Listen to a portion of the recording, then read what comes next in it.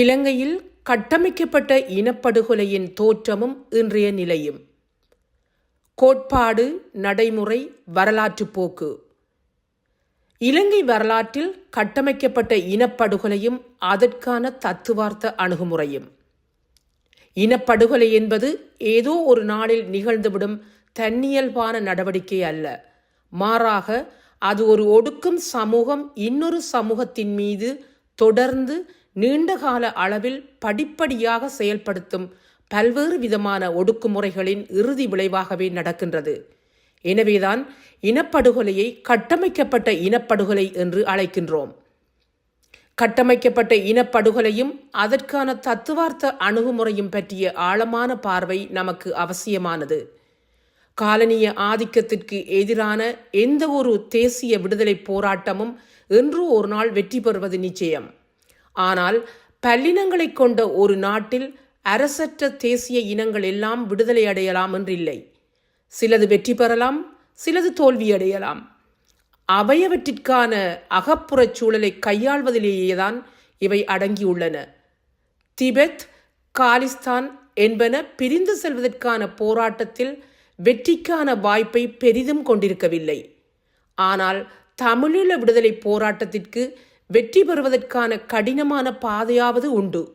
அதற்கான வாய்ப்புகளை மிக நுணுக்கமாக கையாண்டாலே வெற்றியும் சாத்தியம்.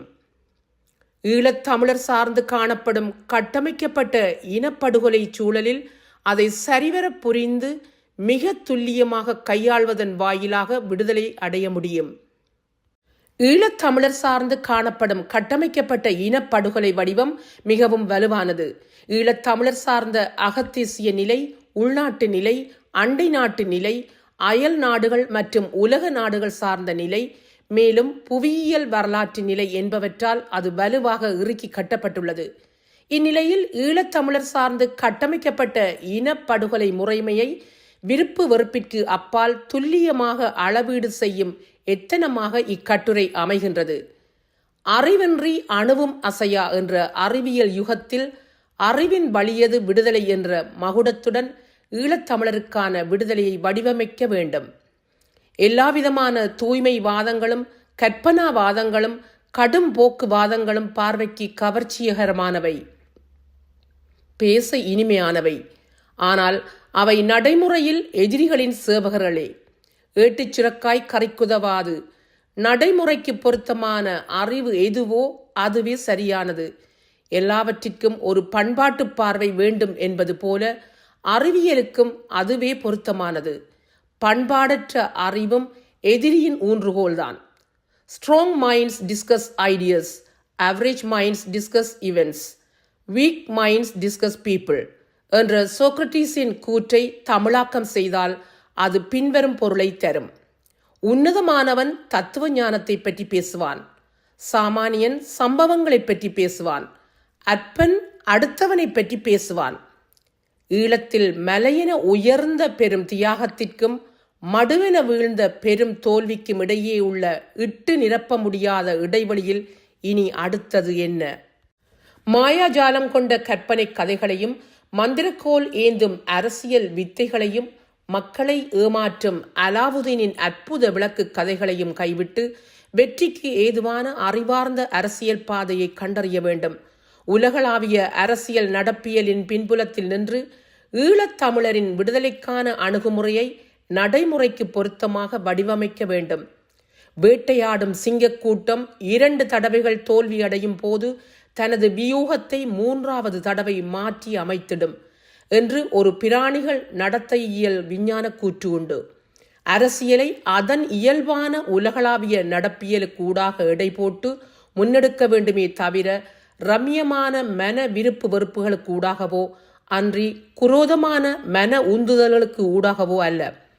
சூழலை புரிந்து தன்னிலை அறிந்து மாற்றான் நிலை அறிந்து பொருத்தமான உடனடி நீண்டகால இலக்குகளை தெரிந்து காணப்படும் சாதக பாதக வாய்ப்புகளுக்கு ஏற்ப நடைமுறை சாத்தியமான பாதைக்கூடாக அரசியலை முன்னெடுக்க வேண்டும். இது முற்றிலும் விஞ்ஞானபூர்வமான அறிவியல் முறையாக அமைய வேண்டியது அவசியம்.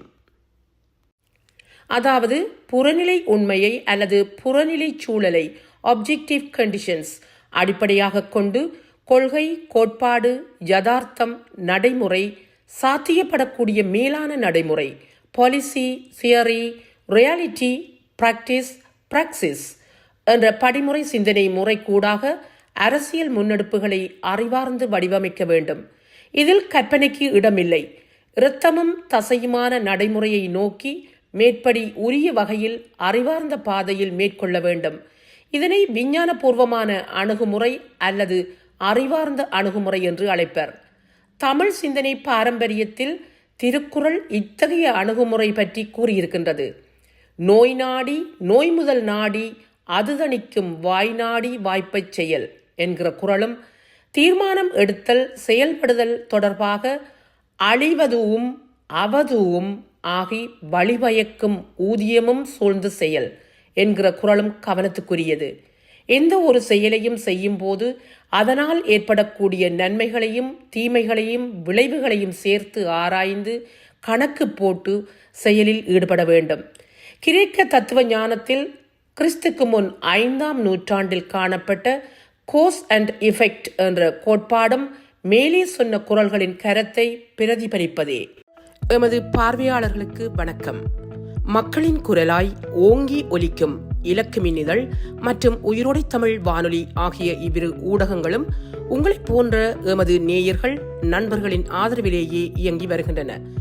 மிக குறைந்த வளங்களுடன் பல இடர்கள் மற்றும் தடைகளை தாண்டி பயணிக்கும் எமது ஊடகங்களின் பணிகள் மேலும் வளர உங்களால் முடிந்த நிதியுதவியை வழங்கி இன்னும் காத்திரமான செயற்பாடுகளை முன்னெடுக்க உதவுமாறு மிகவும் பணிவன்புடன் வேண்டி நிற்கின்றோம். உங்கள் பங்களிப்பு உங்களின் உரிமை குரலாய் ஓங்கி ஒலிக்கும். நன்றி.